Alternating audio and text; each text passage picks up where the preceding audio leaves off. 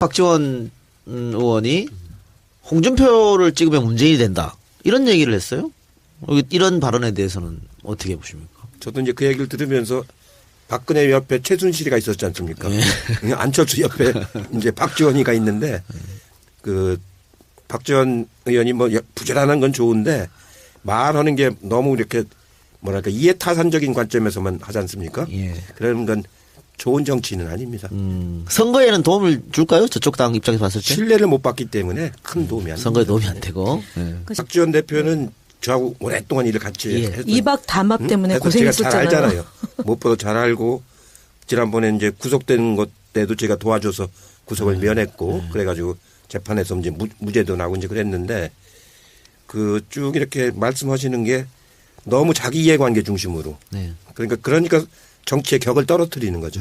그리고 그게 계속 오래 하다 보니까 사람들이 이제는 신뢰도 안 하게 되고 이제 그런 거라서 별 의미는 없습니다. 알겠습니다. 그 언론이 계속 이제 기울어졌다. 우리 편이 아니다. 이런 얘기 쭉 했습니다. 그런데 어제 엊그제 오늘까지죠. 계속해서 KBS에서 전쟁 위협 관한 보도를 지금 계속 내고 있습니다. 그래서 뭐 김정은이 뭐 자기 부하들한테 남침 이야기를 벌써 했다든가 계속 결국은 이게 보수들을 자극해가지고 보수표 결집 혹은 이 안보에 불안한 중도들을 땡겨 올라가는 그런 전략 아니겠습니까? 근데 이게 통하느냐 안 통하느냐. 선거 때마다 벌써 뭐 한 몇십 년째 그걸 싸우잖아요. 근데 그게 안 통하는 것이 그 2010년에 그 천안함 사건 때 그 인천 앞바다에서 천안함이 저기 됐지 않습니까? 그때 인천시장 선거를 송영길 후보가 이겼잖아요. 그러니까 우리 국민들이 하도 그런 거에 이제 많이 그동안 시달려 가지고 이제 그런 거에는 별 동의를 안 씁니다. 이제. 효과는 없을 것이다. 네, 알겠습니다. 자, 그러면 선거 관련 이야기는요. 조금 이따가 본격적으로 다시 한번 해보도록 하고요. 우선 다른 얘기 좀 먼저 하고 가겠습니다. 전두환 씨가 회고록을 냈어요. 이순자 씨도 냈다고 하는데 이 회고록이 지금 엄청난 논란을 불러일으키고 있습니다. 그 뭐 5.18에 대해서 굉장히 폄하하는 그런 내용도 있어가지고 지금 5.18 단체에서도 비난 성명이 폭주하고 있는데 이해찬 총리께서 여기에 대해서 전두환이 헛소리이다 이렇게 말씀하셨어요. 회고록을 혹시 보셨습니까? 회고록은 뭘로 그걸 사봅니까? 네, 보지는 않았고 이제 그 뉴스를 통해서 들었는데 제가 광주 청문회에서 그걸 많이 다뤘지 않습니까? 예. 그 보면은 집총을 하고 이제 나갔다는 군인들이 거기에 실탄을 가지고 장전을 했단 말이에요. 장전한 총을 들고 나갔다는 것 자체가 발포 명령에는 마찬가지인 거예요. 그래가지고 나중에 밝혀진 게 헬기에서 맞으면 그 발사한 것도 나왔지 않습니까? 그러니까 이미 그렇게 무장한 병력을 그 광주 현장에 파견했다는 하는 것 자체가 이미 그때 그 더군다나 다른 정상적인 일반적인 군인도 아니고 공수부대 아닙니까? 공수부대는 성격상 공격적인 부대거든요. 방어부대가 아니거든요. 침투해서 공격하는 부대 아닙니까? 그런 부대를 그 광주까지 보냈다는 것 자체가 그 살인 행위 하기 위한 발포라고 볼 수밖에 없는. 대법에서도 그렇게 판결을 했지 않습니까? 네. 근데 군통수권자가 대통령인데 그때 보안사령관으로 국가보위 입법회의 의장이었나요? 그 나중이고 이제 계엄사령관은 이희성이라는 사람이고 네. 실제 장악은 이제 전두환이가 했죠. 쿠데타를 해가지고. 그러고도 계엄사령관은 이희성을 앞에 세워놓고 그런 짓을 한 거죠. 네. 방금 말씀하신 대로 50비리 청문회 5.18 청문회 직접 참여하셨는데 당시에 청문회 스타 4인방이라고 굉장히 유명했습니다. 네. 이인재, 노무현, 이해찬 이렇게. 이상수예요. 이상수예요. 그래요. 이상수로 바꿔줄게요. 그러면 예, 알았어요. 노동삼총사고요. 네. 자, 그랬는데 이거 공교롭게도 다 초선들 의원이었지 않습니까 당시에? 그때 13대 국회니까요. 예, 그랬었는데 이번에 이 국정농단 청문회 이거 후배들이 하는 거 보면서 조금 많은 생각이 있었을 것 같았습니다. 예, 이번에 하는 걸 보면서 그때보다 이제 훨씬 이 미디어가 많아졌지 않습니까? 그때는 방송 3사 그거밖에 없었으니까 그러니까 파급력이 아주 크고 더군다나 사안이 중대성이 있고 예, 대통령을 탄핵까지 가는 그런 사안이었지 않습니까? 그래서 열심히들 하시는 걸 보고 나도 한번 나갔으면 했었죠. 선수가 너무 긴 게 한탄스러웠습니다. 그래서 솔직히 왜 저렇게밖에 못하지? 라고 생각 조금 하셨죠? 아니에요. 잘들 하셨어요. 보면. 예. 아니, 근데 이제 예. 그 준비 기간이 좀 짧으니까 우리 때는 이제 준비 기간이 좀 많이 있었거든요. 그리고 제보가 우리 때는 굉장히 많이 들어왔습니다. 처음이라서. 근데 지금 이번에는 그때만큼 제보는 많이 들어오는 것 언론이 같지는 먼저 한 것도 예. 있고 그다음에 예전에 이총리님 이제 청문회 할 때는 30분 발언 시간도 좀 길었고 30분 하니까 이제 충분하게 증인들을 신문할 수 있는데 이거는 뭐 7분, 7분으로 예. 아니 그러니까 뭐 왜냐면 이제 예.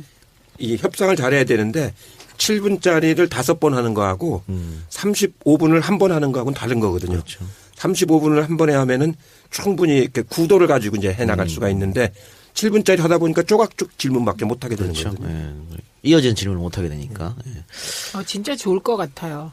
7분씩 4번 하지 않고 28분을 하면 한 번에 하면 그래서 네. 저희가 총님하고 제가 같은 상임위 안행위 할 때 그때 이제 경찰청에 이제 그 국정감사로 갔는데 그때 이제 김태환 위원장이 안행위 위원장이었어요. 그러니까 이제 총님한테는 그분이 굉장히 어려운 분이죠. 그러니까 그래서 총님이 나서서 이거는 집중 지지를 하자. 그래서 우리 당은 진선미 의원하고 저를 20분으로 해가지고 집중 질의해가지고 그때 국정원 댓글 여직원 사건을 그러니까 했죠. 같은 의원들끼리 네. 다 쓰려고 하지 말고 한 사람한테 양보했죠. 시간을 몰아줘가지고 집중적으로 하게 그렇게. 근데 그게 총리님이 계셔서 된 그러니까요. 거고 미방에서 이제 저한테 시간을 몰아주려고 몇 분이 몰아준다고 하니까 새누리당에서 뭐 새누리당에서 김태환 의원은 그 형님이 나하고 같이 정치를 했어요. 김윤환. 전두환 회고록 말고 이해찬 회고록. 수첩 수첩을 이제 쓰셔야 돼요. 그걸 바탕으로 해서. 계획 혹시. 회고록 쓸 나이는 아니고. 회고록은 이제 공직을 끝나고 공직을 끝내고 써야죠. 계획은 있으십니까? 그럼? 증언은 해야 되기 때문에. 그렇죠. 필요한 거니까. 역사적인 증언은 해야 되기 때문에 회고록은 기록을 해야죠. 총리님 민통년도 거기 들어가겠죠. 당연히 들어가죠. 저 꼭 넣어주세요. 네. 그때 말지에 말지에 그 네, 머리 긴 보도 지침. 네, 그것도 꼭 넣어주시고요. 알겠습니다. 자, 그럼 다시 대선 이야기 한번 나눠보도록 하겠습니다. 이초홍님께서 직접 얼마 전에 SNS에 그 지지자들 또 당원 동지들에게 당부의 글을 올렸어요. 그래서 굉장히 많이 화제가 됐었는데, 이렇게 SNS에 직접 글을 올린 이유는 무엇입니까? 서로 간에 좀 존중하자는 그런 우려. 예, 그때 이제 뭐 문자 폭탄이니 막 거친 말투가 당내 경선 과정에서 막 나오고 그래가지고 아무래도 이제 그런 분위기를 좀 가라앉혀야 될 것 같아가지고 제가 이제 좀 당원들한테 호소하는 차원에서 글을 올렸었죠. 조금 짧게 소개해드리면 민주당 후보가 결정되면 누구와 싸워도 이길 수 있습니다. 이보다 더 좋은 기회는 없습니다. 이번에 정권 교체를 못하면 민주당은 국민들로부터 파면당할 것입니다. 그러니까 도를 넘는 행위는 해서는 안 됩니다. 문자폭탄, 국민들 보기에 눈살을 찌푸리게 만드는 비방성 댓글은 자제합시다. 이렇게 후보와 캠프에 대한 비판은 자유롭게 하되 상대에 대한 존중과 민주당 동지임을 잊지 맙시다. 우리 스스로 잘못으로 국민들에게 실망을 드려서는 안 됩니다. 끝까지 정성을 다하는 모습을 보여야 국민들의 마음을 얻을 수 있습니다. 이렇게. 절실해서 그래요. 절실해서. 네. 그러니까 이번에 놓치면 안 되기 때문에. 그렇죠. 예. 예. 역사의 죄를 짓는 일일 것 같아요. 이번에 놓치면 진짜로. 자, 총리님 그 예전에는 투표를 하면 거의 지역 투표로 많이 나왔지 않습니까? 동서로 갈라지기도 하고. 그런데 요즘은 지역 투표보다는 세대 투표 현상이 많이 일어나요. 젊은 사람은 진보, 나이 드신 분은 보수 이렇게 하는데 이번에 그 투표 연령층을 보면 60대 이상이 그렇게 많다면서요. 가장 많은. 많죠. 24%인가? 불리하지 않겠습니까? 그럼 민주당에게? 50대하고 60대 합쳐서 약 한 6% 정도 되니까 그 숫자가 많죠. 그리고 그 사람들이 그동안에는 투표 참여율이 높고 네. 젊은 사람들은 56%인데 40대까지가 그 참여율이 좀 낮고 이제 그랬는데 이번에는 거꾸로 작용하는 것 같아요. 젊은 사람들은 오히려 적극적인 투표 의사를 밝히고 있고 연세 드신 분들이 오히려 마음이 안 내키는 거예요. 지금 보수적인 사람들이 마음이 안 내켜서 아마 그렇죠. 그분들 투표율이 낮을 겁니다. 박근혜한테 실망하기도 했고 마땅히 뭐 보수 후보가 보이지도 않고. 아니 가령 이제 홍준표 같은 사람한테 자기가 표 찍기가 창피하잖아요. 그러니까 안 하기가 쉽죠. 투표율이 높아지면은 야당이 유리하겠죠? 당연히 젊은 사람들이 많이 해서 높아지면은 야당이 유리하고 연세 든 분들이 해서 올라가면 여당이 유리한데 이번에는 큰 흐름이 다른 때하고 다른 게 뭐냐면은 광화문 그 촛불 광장이라고 하는 게 굉장히 큰 역사적 의미를 갖는 거잖아요. 우리가 시위 같은 거 참 많이 했지만 네. 이렇게 감동적인 참여는 없었지 않습니까? 저도 뭐 시위에 관해서는 제가 시위 전문가 전문가라고 볼 수 있는데 이렇게 감동적으로 전개되리라고 예상을 안 했거든요. 그러고 지금 이렇게 그 후에 나타나는 현상들 보면 의원들한테 막 후원금을 막 보내잖아요. 네. 10,000원, 20,000원, 50,000원, 10,000원 이렇게 막 다수가 이렇게 보내거든요. 이렇게 후원금을 자발적으로 보내는 경우는 처음 봤어요. 근데 총리님 죄송한데 87년도에도 그 6월 광장에 열기가 뜨거웠는데 노태우가 35% 받아 당선됐지 않습니까? 그때는 분열됐으니까. 지금 네. 그럴 일 없을 것이다. 지금은 이제 어차피 보수 쪽에서는 당선이 안 되는 것이고 정권 교체냐 인물 교체냐 이걸 이제 선택하는 건데 정권 교체를 네. 해야겠다는 의지가 훨씬 더 강한 거죠. 알겠습니다. 정권 교체 후 국정원 개혁은 어떻게 해야 될 것 같습니까? 해야죠. 그 국정원은 이제 수명이 다 했습니다. 실제로 국내 파트는 별로 하는 일이 없거든요. 돈만 쓰지. 해외 정보는 그런 대로 이제 국정원이 아니고서는 할 데가 없으니까 해외 정보 파트만 그 남겨놓고 국내 파트는 폐지? 이제 폐지를 해야죠. 그래가지고 국정원답게 만들어야죠. 그 국내 파트 폐지하고 또 하나가 뭐 수사권을 뺏어야 된다 이런 얘기도 있던데 거기에 대해서는 어떻게 보십니까? 거기 수사권은 이제 국가보안법에 대한 수사권만 있습니다. 그건 당연히 그건 검찰로 넘겨야죠. 공안부가 또 그것 때문에 국정원이 맞으면 온갖 만행을 저지르는 그 근거가 되는 거거든요. 그것 때문에 이제 그 검찰을 또 파견을 받고 이제 그러는 건데 지금 뭐 간첩이라는 게 있지도 않고 국가보안법 위반자가 거의 없지 않습니까? 옛날에도 대부분은 다 무죄가 됐지 않습니까? 조작이죠. 다 조작하고 이제 그러는 건데 실제로 국정원은 제가 총리할 때 보고를 받아보면은 쓸만한 정보가 별로 없어요. 다 이제 어떻게 보면 어디서 얻은 정보지 자기들이 그 맞으면 생산한 정보가 아니거든요. 그래서 그 국내 파트는 이제 정리를 해야 된다고 봅니다. 예. 자, 지금껏, 역대 선거를 보면요. 총선이든 뭐 지방선거든 대선이든 호남이 민주당을 한 80% 이상, 뭐 대선은 한 90% 뭐 압도적으로 밀어줬습니다. 몰표를 안겼는데 지난 총선에서는 그런 모습이 보이지 않았고요. 이번 대선에는 어떻게 예상하십니까? 문재인 후보하고 이제 안철수 후보로 이제 갈라지죠. 이제 어떻게 갈라질지는 더 이제 좀 지켜봐야 되겠는데 현재까지는 문재인 후보가 안철수 후보보다 2배 이상 많은 거로 지금 나오고 있는데 결국은 호남 분들 역시 그 뭐냐면은 이 호남에 가면은 이제 양무 호남 시무 국가라는 말을 그분들은 굉장히 아주 자긍심을 가지고 얘기하잖아요. 호남이 없으면 나라가 있겠느냐 그런 뜻인데 그래서 올바른 정권에 들어서는 쪽으로 만약 나중에는 힘을 몰아주는 이런 경향을 보이기 때문에 지금보다 오히려 안철수하고 문재인 후보 간의 격차는 더 벌어질 걸로 저는 그렇게 전망을 하죠. 더 벌어질 것이다. 알겠습니다. 근데 상당히 벌어졌었는데 최근에 이 여론 출렁인다는 여론조사가 나오고선 되게 근접해 있습니다. 근데 여기 시간이 지나면 좀 바뀌지 않을까요? 그러니까. 예. 네. 뭐 호남 분들이 뭐 전략적 투표를 잘한다. 거기도 세대적인 차이가 나요. 호남도 그렇죠. 예. 여론조사에 보면은 연세 드신 분들은 안철수 쪽이 좀 많고 젊은 사람들 쪽은 그 문재인 쪽이 훨씬 많고 지금 그렇죠. 그게 정편의 영향일까요? 저는 다시 돌아올 거라고 봅니다. 문재인 후보가 경선 그 막바지에 압승을 하고 싶다 이런 얘기를 했습니다. 압승이 필요한 시점입니다.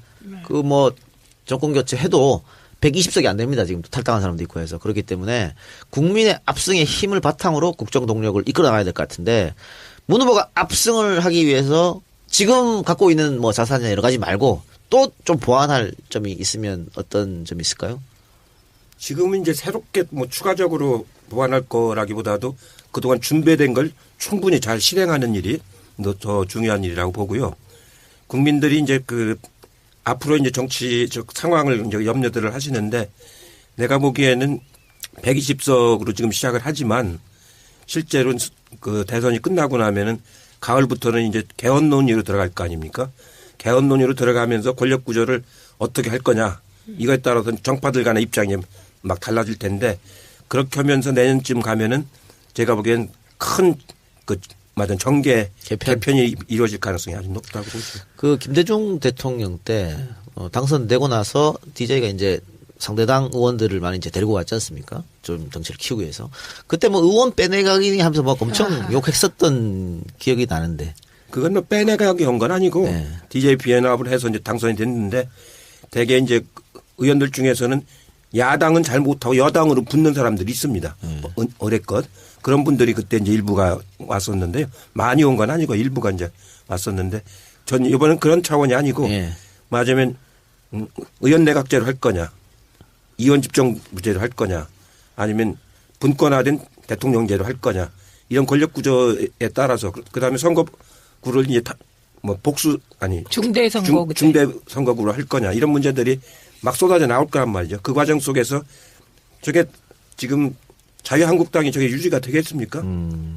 지금 제가 볼 때는 거의 해산 수준으로 갈 거거든요. 지금 그 사람들은 어디로 가야 될 거 아닙니까?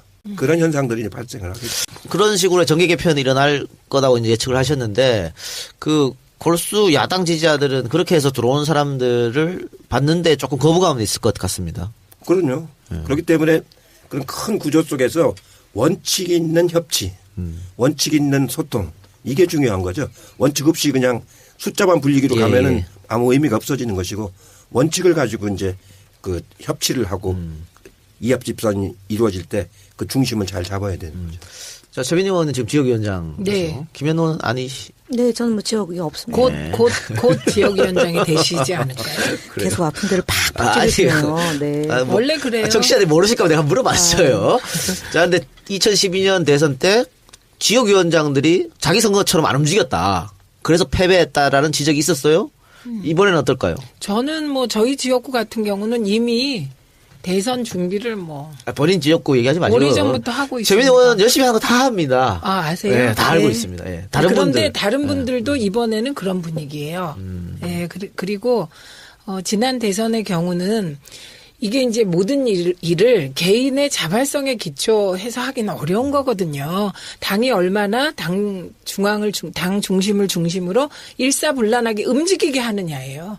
이번엔 이제 지금 총리님께서 선대위에 들어가시니까 좀 일사불란하게 움직일 수 있는 힘이 좀 가해지지 않을까요? 그렇기도 하고 또 이제 내년 지방선거가 있어서 지방선거에 나갈 사람들이 지금 현장에서 굉장히 활발하게 움직이거든요.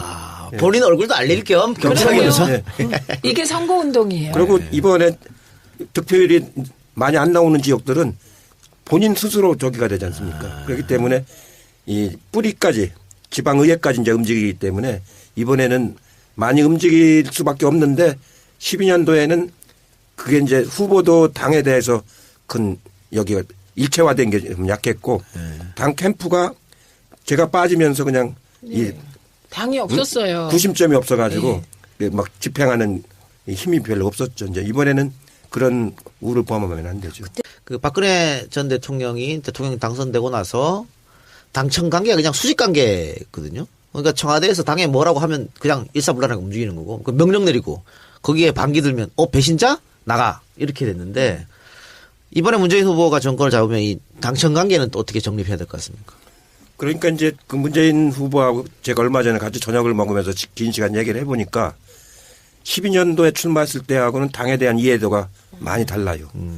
이게 당이 중요하다는 걸 이제 많이 알아가지고 당을 중심으로 해서 맞은 선거를 치러내겠다. 그 다음에 당정 간의 수평적 관계를 유지하겠다. 그 수평적 관계를 유지하면서 당에서 인사추천도 받겠다. 이런 생각을 이제 가지고 계시더라고요. 그러니까 그 전에 이제 당정청 협의를 해보면은 당이 준비를 안 해요. 그러니까 당정청 협의를 해버리면 그 정부 쪽이나 청와대한테 끌려가는 거지. 그러니까 이번에는 당이 그 이제 정책 협의를 하고 예산 협의하고 인사 협의를 하지 않습니까? 이걸 하기 위한 준비를 잘 해야 돼, 당이. 네. 응?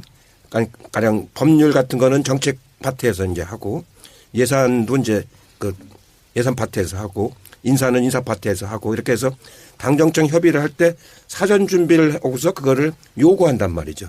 그 준비가 있어야 끌려가지 않고 이제 가는 건데 제가 총리할 때 보니까 당이 이게 불안정하니까 수실 지도부가 바뀌니까 그거를 준비하는 구심점이 없는 거예요. 그러니까 가보면은 정책위장이나 이 사람들이 아무 준비 없이 나와 있어. 그리고 정책위원 맡은 지가 한 몇 달 되질 않아. 그러니까 파악이 안 되죠. 그러니까 당이 안정이 안 돼 있으니까 그렇게 되는 거거든요. 그래서 이번에는 안정된 당을 가지고 당의 그 당정청 협의하는 게 주로 정책, 법률, 예산, 그다음에 예산, 인사 이 네 가지거든요, 되게. 그거를 이제 하면은 충분히 대등한 관계로 끌어갈 수가 있게 되는 거죠. 그리고 이건 구체적인 질문인데요. 지난번 대선 때 저희 이제 본가가 TK니까 주위 어른들이 문재인 한 번도 안 왔다 이거야. 그런데 박근혜는 한 번 오고 또 당시에 그 이회창이 도왔잖아요. 이회창은 2번씩 오고 이랬는데 TK를 포기한 거야 왜 안 와? 뭐 이렇게 또 반발했었어요. 강원도도 그런 좀 있었죠. 있어요. 그래서 이게 전략적으로 강원도나 TK는 가봐야 표시가 안 나니까 시간도 얼마 없고 다른 좀 충청이나 이렇게 경쟁하는 그쪽에 가는 게 맞는 건지 아니면 이쪽도 다 들려주는 게 맞는 건지. 시간 배정을 잘 해야 되는데요. 네. 예의상은 한 번씩은 다 가는 게 예의죠. 기본 도리죠. 이제 시간상 물리적으로 안 되니까 못 가는 건데 가능한 250개 시군을 한 번쯤은 이제 가는 게 도리인데 이번에는 불가피하게 날짜가 며칠 없기 때문에 한 바퀴를 다 돌기는 어려울 것이고 그래도 거점이 되는 데들 이런 데들은 가능한 후보가 가셔야 됩니다. 그게 표가 있느냐 없느냐가 아니고 맞으면 후보가 유권자에게 하는 기본적인 도리입니다. 김대중 대통령 유세하실 때 보면은요. 각 지역의 군 단위 소재, 군의 읍 소재지 거기 장날을 잡아요. 장날을 잡아가지고 하루에 한 5군데씩 10군데씩 간다고 이렇게.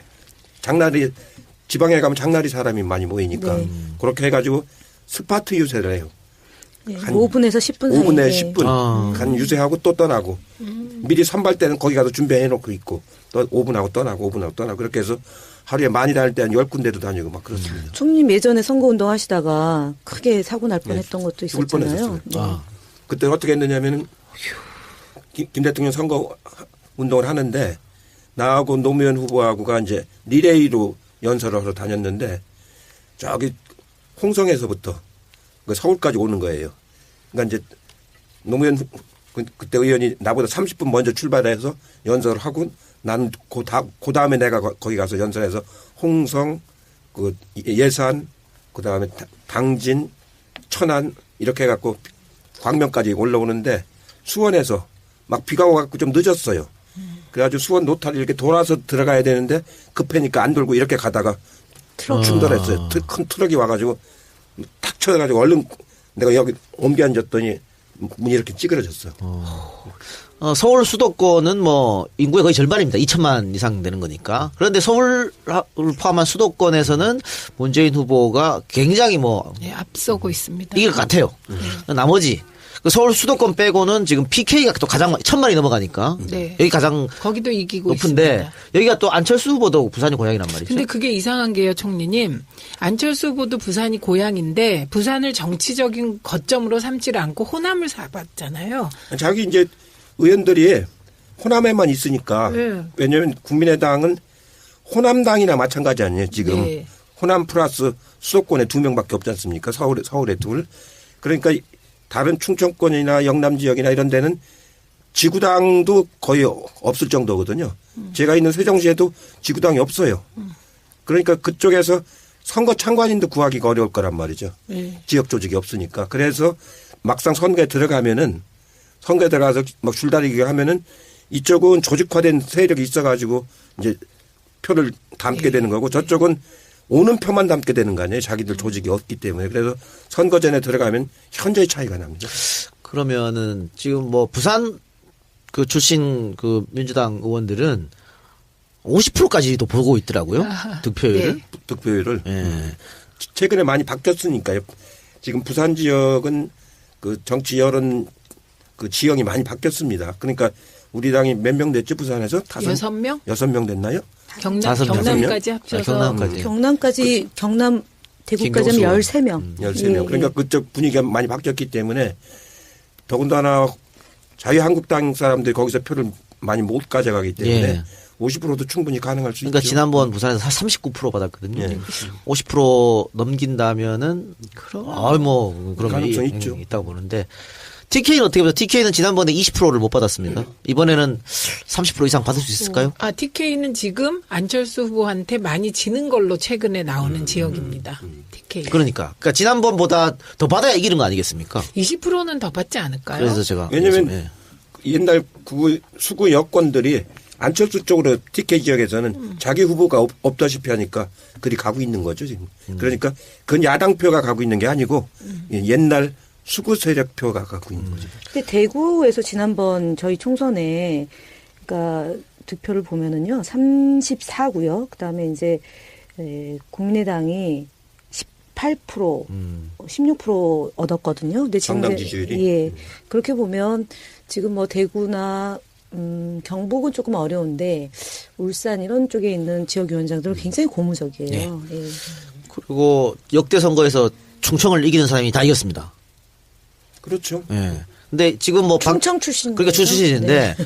뭐 충청 대망론 얘기했던 반기문도 지금 없고요. 안희정 지사도 경선에서 패배했고 충청 표심은 어떻게 가리라고 보십니까? 충청표는 이번에 보셨지 않습니까? 그 충청 지역 투표하고 전체 표에서 48대 37인가 그랬지 않습니까? 안희정 후보가 37이고 문재인 후보가 48이지 않습니까? 그러니까 그만큼 이제 충청도도 말하자면 지역성을 벗어났다는 얘기거든요. 지역주의가 이제 아니라는 얘기이기 때문에 저는 비슷할 거라고 봤어요. 비기거나 조금 앞서거나 그럴 줄 알았는데 의외로 생각보다 10% 이상 차이가 났잖아요. 그렇기 때문에 이번 충청권에서는 제가 보기에는 그 표가 상당히 나올 거요. 상당히. 네, 예. 상당히 나올 거예요. 그리고 강원도는 뭐 북한하고 가까워서 그런지 몰라도 항상 민주당이 조금 불리한 결과가 나왔고. 경북하고 비슷했어요. 아니 근데 저희가 강릉 출신인데 그 집권하는 정당의 그 표가 나오는? 높게 나와요. 있죠. 그래서 이제 2002년도 저희가 그 강원도가 가봤는데 지금 그 최문순 도지사가 지금 저희 더불어민주당 소속이잖아요. 그러니까 그 지역에서 이제 조금 불리한 거 말고 도단위 선거나 큰판 선거는 불리할 게 없다? 불리하지 않을 거예요. 네. 근데 강원도의 연령대가 좀 높다 보니까 좀 걱정도 하는데 어쨌든 큰 판에서 불리할 게 없다고 보고. 네. 호남은 아까 얘기했고 제주도 하나 남았네요. 제주도는 역대 우리가 국회의원을 한 번도 그 놓쳐본 적이 없지 뺏긴 적이 않습니까? 없어요. 그 17대부터 지금까지 세 군데를 다 이겼지 않습니까? 그래서 그런데다가 4.3에 대한 그 응어리들이 많이 있거든요. 제주 분들이. 그런데 4.3 문제를 맞으면 처음으로 국민들에게 사과하고 문제를 해결하기 시작한 게 참여정부 국민의정부 말 참여정부 때부터거든요. 그래서 추미애 대표하고 추미애 노무현 대표 대통령. 네. 그렇기 때문에 그거에 대한 그 뭐랄까 그 감사하는 마음 그런 게 많이 있습니다. 그런데 뭐 국회의원 선거는 다 이겼다고 하셨지만 지난번 대통령 선거는 박근혜가 이겼고 지난번 도지사 선거도 원희룡이 이겼단 말이죠. 도지사 선거는 우리 후보가 약차였죠. 아 후보에 따라 이렇게 그리고 지금도 제주도가 안철수 후보가 강세예요. 예. 네. 하여튼 이렇게 지금 하나하나 이제 전국 팔도를 돌아다녔는데 뭐 질 일이 없을 것 같은데요. 알겠습니다. 예. 실제로 그 저희가 평민당 할 때 이렇게 경험을 해보면은요. 평민당이 영남 지역에 지구당이 없잖아요. 예. 네. 그러니까 선거 치러내기 참 힘들어요. 그러니까 조직도 안 되는 예, 것이고. 조직도 안 되고 특히 투표 참관인도 못 구하는 수가 있기 때문에요. 그 오늘인가요? 박지원 의원이 홍준표를 찍으면 문재인이 된다. 이런 얘기를 했어요. 이런 발언에 대해서는 어떻게 보십니까? 저도 이제 그 얘기를 들으면서 박근혜 옆에 최순실이가 있었지 않습니까? 안철수 옆에 이제 박지원이가 있는데 그 박지원 의원이 뭐 부지런한 건 좋은데 말하는 게 너무 이렇게 뭐랄까 이해타산적인 관점에서만 하지 않습니까? 예. 그런 건 좋은 정치는 아닙니다. 선거에는 도움을 줄까요? 저쪽 당 입장에서 봤을 때? 신뢰를 못 받기 때문에 큰 도움이 안 됩니다. 선거에 도움이 안 되고. 예. 박지원 대표는 저하고 오랫동안 일을 같이 예. 했어요. 이박 다막 때문에 그래서 제가 잘 고생했었잖아요. 알잖아요. 무엇보다 잘 알고 지난번에 이제 구속된 것 때도 제가 도와줘서 구속을 면했고 그래가지고 재판에서 이제 무죄도 나고 이제 그랬는데 그 쭉 이렇게 말씀하시는 게 너무 자기 이해관계 중심으로 네. 그러니까 정치의 격을 떨어뜨리는 거죠. 그리고 그게 계속 오래 하다 보니까 사람들이 이제는 신뢰도 안 하게 되고 이제 그런 거라서 별 의미는 없습니다. 알겠습니다. 자, 그 문재인 후보가 압도적으로 이기고 싶다 했는데 그러면 뭐 최소한 과반은 넘는 득표를 받아야 될 것 같습니다. 지금 구도에서는 이제 5자 구도가 되느냐 뭐 3자 구도가 되느냐에 따라 다르긴 하겠지만 5자 구도에서 그 50을 넘기는 건 쉽지 않다. 쉽지는 않아요. 알겠습니다. 왜냐하면 기본적으로 그 가져가는 표들이 있지 않습니까? 기본적으로 표가 있기 때문에 50%에 육박은 할 수 있을 텐데요. 그러니까 막 13대 14대 15대가 다자구도로 치러졌는데 30% 중반, 40% 초반, 40% 초반 이렇게 결정이 났으니까 그렇죠? 그러니까 한 이 정도? 40% 한 중반 후반. 저는 조금 될 것 같습니다. 가능성이 있다. 50%? 50 한 1, 2까지 가능하다고 봅니다. 그렇게 되면 뭐 정말 압도적으로 승리라고 볼 수 있겠죠. 자, 마지막으로 우리 승리를 애타게 염원하고 계시는 진짜로 나타났다. 청취자들 또 민주당 지지자들 또 문재인 지지자들에게 하시고 싶은 말씀 있으면 한마디 해주시기 바랍니다. 이번 선거는 정말 역사 앞에서 치르는 거라고 생각을 합니다. 예. 역사 앞에서 아주 국민들의 염원을 받아가지고 정권 교체를 해서 아까 말씀드린 그 재벌개혁, 정치개혁, 언론개혁, 사법개혁 이런 걸 다 해내는 아주 새로운 시대 7공화국을 여는 거기 때문에 뭐 최선을 다해서 해가지고 우리나라를 우리 스스로 이끌어간다 그러는 아주 자긍심을 가지고 이번 선거를 맞이했으면 좋겠습니다. 패카까지 가는 그런 사안이었지 않습니까? 그래서 열심히들 하시는 걸 보고 아 나도 한번 나갔으면 하는 그런 생각했었죠. 선수가 너무 긴 게 한탄스러웠습니다. 그래서 솔직히 아유 왜 저렇게밖에 못하지?라고 생각 조금 하셨죠. 아니에요, 잘들 하셨어요. 보면. 아니 근데 이제 그 준비 기간이 좀 짧으니까 우리 때는 이제 준비 기간이 좀 많이 있었거든요. 그리고 제보가 우리 때는 굉장히 많이 들어왔습니다. 처음이라서. 근데 이번에는 그때만큼 제보는 많이 들어오는 것 같지는 언론이 먼저 한 것도 있고 그다음에 예전에 이총리님 이제 청문회 할 때는 30분 발언 시간도 좀 길었고 30분 하니까 이제 충분하게 증인들을 신문할 수 있는데 이거는 뭐 7분으로 아니 그러니까 뭐 왜냐면 이제 이 협상을 잘해야 되는데 7분짜리를 5번 하는 거하고 35분을 한 번 하는 거하고는 다른 거거든요. 그렇죠. 35분을 한 번에 하면은 충분히 이렇게 구도를 가지고 이제 해 나갈 수가 있는데 7분짜리 하다 보니까 쪼각쪼각 질문밖에 못 하게 되는 그렇죠. 거거든요. 이어진 질문을 못 하게 되니까. 진짜 좋을 것 같아요. 7분씩 4번 하지 않고 28분을 하면 한 번에 하면 그래서 저희가 총님하고 제가 같은 상임위 안행위 할 때 그때 이제 경찰청에 이제 그 국정감사로 갔는데 그때 이제 김태환 위원장이 안행위 위원장이었어요. 그러니까 이제 총님한테는 그분이 굉장히 어려운 분이죠. 그러니까 그래서 총님이 나서서 이거는 집중 지지를 하자. 그래서 우리 당은 진선미 의원하고 저를 20분으로 해가지고 집중 질의해가지고 그때 국정원 댓글 여직원 사건을 그러니까 했죠. 같은 의원들끼리 다 쓰려고 하지 말고 한 사람한테 양보했죠. 시간을 몰아줘가지고 집중적으로 하게 그렇게. 근데 그게 총리님이 계셔서 된 그러니까요. 거고 미방에서 이제 저한테 시간을 몰아주려고 몇 분이 몰아준다고 하니까 새누리당에서 뭐. 새누리당에서 김태환 의원은 그 형님이 나하고 같이 정치를 했어요. 김윤환. 전두환 회고록 말고 이해찬 회고록. 수첩. 수첩을 이제 쓰셔야 돼요. 그걸 바탕으로 해서. 계획 혹시. 회고록 쓸 나이는 아니고.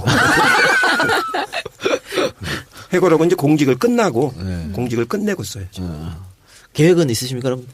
증언은 해야 되기 때문에 작용하는 것 같아요. 젊은 사람들 오히려 적극적인 투표 의사를 밝히고 있고 연세 드신 분들이 오히려 마음이 안 내키는 거예요. 지금 보수적인 사람들이 마음이 안 내켜서 아마 그분들 투표율이 낮을 겁니다. 박근혜한테 실망하기도 했고 마땅히 뭐 보수 후보가 보이지도 않고. 아니 가령 이제 홍준표 같은 사람한테 자기가 표 찍기가 창피하잖아요. 그러니까 안 하기가 쉽죠. 투표율이 높아지면은 야당 유리하겠죠?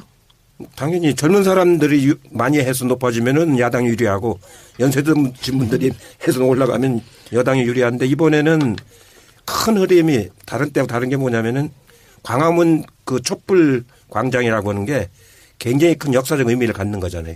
우리가 시위 같은 거 참 많이 했지만 이렇게 감동적인 참여는 없었지 않습니까? 저도 뭐 시위에 관해서는 제가 시위 전문가 전문가라고 볼 수 있는데 이렇게 감동적으로 전개되라고 예상을 안 했거든요. 그러고 지금 이렇게 그 후에 나타나는 현상들 보면 의원들한테 막 후원금을 막 보내잖아요. 네. 10,000원, 20,000원, 50,000원, 100,000원 이렇게 막 다수가 이렇게 보내거든요. 이렇게 후원금을 자발적으로 보내는 경우는 처음 봤어요. 근데 총리님 죄송한데 87년도에도 그 6월 광장에 열기가 뜨거웠는데 노태우가 35% 받아 당선됐지 않습니까? 그때는 분열됐으니까. 지금 네. 그럴 일 없을 지금은 것이다. 이제 어차피 보수 쪽에서는 당선이 안 되는 것이고 정권 교체냐 인물 교체냐 이걸 이제 선택하는 건데 정권 교체를 해야겠다는 의지가 훨씬 더 강한 거죠. 알겠습니다. 정권 교체 후 국정원 개혁은 어떻게 해야 될 것 같습니까? 해야죠. 그 국정원은 이제 수명이 다 했습니다. 실제로 국내 파트는 별로 하는 일이 없거든요. 돈만 쓰지. 해외 정보는 그런 대로 이제 국정원이 아니고서는 할 데가 없으니까 해외 정보 파트만 그 남겨놓고 국내 파트는 폐지? 이제 폐지를 해야죠. 그래가지고 국정원답게 만들어야죠. 그 국내 파트 폐지하고 또 하나가 뭐 수사권을 뺏어야 된다 이런 얘기도 있던데 거기에 대해서는 어떻게 보십니까? 거기 수사권은 이제 국가보안법에 대한 수사권만 있습니다. 그건 당연히 그건 검찰로 넘겨야죠.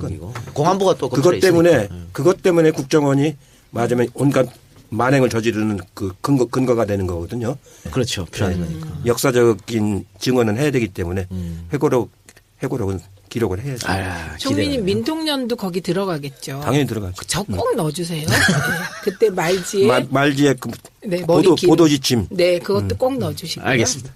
자, 그럼 다시 대선 이야기 한번 나눠보도록 하겠습니다.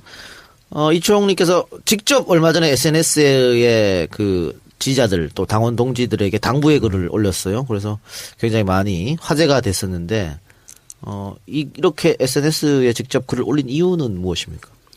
그 서로 간에 좀 존중하자는 그런 뿌려.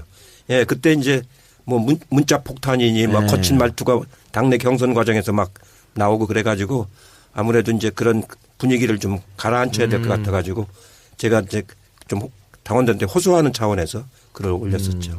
조금 짧게 소개해드리면 민주당 후보가 결정되면 누구와 싸워도 이길 수 있습니다. 이보다 더 좋은 기회는 없습니다. 이번에 정권교체를 못하면 민주당은 국민들로부터 파면당할 것입니다. 그러니까 도를 넘는 행위는 해서는 안 됩니다. 문자폭탄, 국민들 보기에 눈살을 찌푸리게 만드는 비방성 댓글은 자제합시다. 이렇게 후보와 캠프에 대한 비판은 자유롭게 하되 상대에 대한 존중과 민주당 동지임을 잊지 맙시다. 우리 스스로 잘못으로 국민들에게 실망을 드려서는 안 됩니다. 끝까지 정성을 다하는 모습을 보여야 국민들의 마음을 얻을 수 있습니다. 이렇게. 절실해서 그래요. 절실해서. 네. 그러니까 이번에 놓치면 안 되기 때문에. 그렇죠. 예. 예. 역사에 죄를 짓는 일일 것 같아요. 이번에 놓치면 진짜로. 자, 총리님 예전에는 투표를 하면 거의 지역 투표로 많이 나왔지 않습니까? 동서로 갈라지기도 하고. 그런데 요즘은 지역 투표보다는 세대 투표 현상이 많이 일어나요. 젊은 사람은 진보, 나이 드신 분은 보수 이렇게 하는데 이번에 그 투표 연령층을 보면 60대 이상이 그렇게 많다면서요? 가장 많은. 많죠. 24%인가? 네. 불리하지 않겠습니까? 그럼 민주당에게? 50대하고 60대 합쳐서 약 한 6% 정도 되니까 그 숫자가 많죠. 그리고 그 사람들이 그동안엔 투표 참여율이 높고 네. 젊은 사람들은 56%인데 40대까지가 그 참여율이 좀 낮고 이제 그랬는데 이번에는 거꾸로. 그 뭐 5.18에 대해서 굉장히 폄하하는 그런 내용도 있어가지고 지금 5.18 단체에서도 비난 성명이 폭주하고 있는데 이해찬 총리께서 여기에 대해서 전두환이 헛소리이다 이렇게 말씀하셨어요. 회고록을 혹시 보셨습니까? 회고록은 뭐 하려고 그걸 사봅니까? 네, 보지는 않았고 이제 그 뉴스를 통해서 들었는데 제가 광주 청문회에서 그걸 많이 다뤘지 않습니까? 예. 그 보면은 집총을 하고 이제 나갔다는 군인들이 거기에 실탄을 가지고 장전을 했단 말이에요. 장전한 총을 들고 나갔다는 것 자체가 발포 명령에는 마찬가지인 거예요. 그래가지고 나중에 밝혀진 게 헬기에서 맞으면 그 발사한 것도 나왔지 않습니까? 그러니까 이미 그렇게 무장한 병력을 그 광주 현장에 파견했다는 하는 것 자체가 이미 그때 그 더군다나 다른 정상적인 일반적인 군인도 아니고 공수부대 아닙니까? 공수부대는 성격상 공격적인 부대거든요. 방어부대가 아니거든요. 침투해서 공격하는 부대 아닙니까? 그런 부대를 그 광주까지 보냈다는 것 자체가 그 살인 행위 하기 위한 발포라고 볼 수밖에 없는. 대법에서도 그렇게 판결을 했지 않습니까? 네. 근데 군 통수권자가 대통령인데 그때 보안사령관으로 국가보위입법회의 의장이었나요? 그 나중이고 이제 계엄사령관은 이희성이라는 사람이고 네. 실제 장악은 이제 전두환이가 했죠. 쿠데타를 해가지고. 그러고도 계엄사령관은 이희성을 앞에 세워놓고 그런 짓을 한 거죠. 네. 방금 말씀하신 대로 501 청문회, 5.18 청문회 직접 참여하셨는데 당시에 청문회 스타 3인방이라고 굉장히 유명했습니다. 네. 이인재, 노무현, 이해찬 이렇게. 이상수예요. 이상수예요. 그래요. 이상수로 바꿔줄게요. 그러면 예, 알았어요. 노동 삼총사고. 네. 자, 그랬는데 이거 공교롭게도 이 다 초선들 의원이었지 않습니까 당시에? 그때 13대 국회니까요. 예, 그랬었는데 이번에 이 국정농단 청문회 이거 후배들이 하는 거 보면서 조금 많은 생각이 있었을 것 같았습니다. 예, 이번에 하는 걸 보면서 그때보다 이제 훨씬 이 미디어가 많아졌지 않습니까? 그때는 방송 3사 그거밖에 없었으니까 그러니까 파급력이 아주 크고 더군다나 사안이 중대성이 있고 예, 대통령을 박지원 의원이 홍준표를 찍으면 문재인이 된다 이런 얘기를 했어요. 이런 발언에 대해서는 어떻게 보십니까? 저도 이제 그 얘기를 들으면서 박근혜 옆에 최순실이가 있었지 않습니까? 네. 안철수 옆에 이제 박지원이가 있는데 박지원 의원이 부지런한 건 좋은데 말하는 게 너무 이렇게 뭐랄까 이해타산적인 관점에서만 하지 않습니까? 예. 그런 건 좋은 정치인은 아닙니다. 선거에는 도움을 줄까요? 저쪽 당 입장에서 봤을 때? 신뢰를 못 받기 때문에 큰 도움이 안 됩니다. 선거에 도움이 안 되고. 네. 박지원 대표는 저하고 오랫동안 일을 같이 했어요. 이박 담합 때문에 고생했었잖아요. 제가 잘 알잖아요.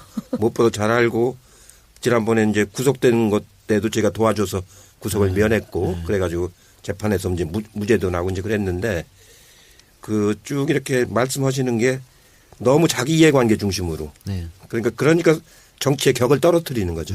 그리고 그게 계속 오래 하다 보니까 사람들이 이제는 신뢰도 안 하게 되고 이제 그런 거라서 별 의미는 없습니다. 없다. 알겠습니다. 언론이 계속 이제 기울어졌다.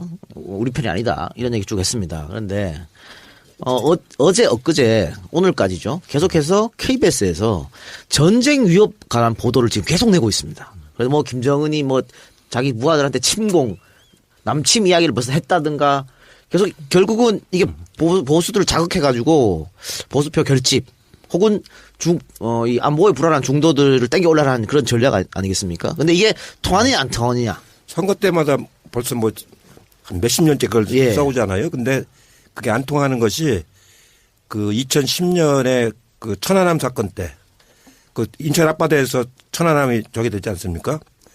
그때 인천시장 선거를 송영길 후보가 이겼잖아요. 그러니까 우리 국민들이 하도 그런 거에 이제 많이 그동안 시달려 가지고 이제 그런 거에는 별 동의를 안 씁니다. 이제.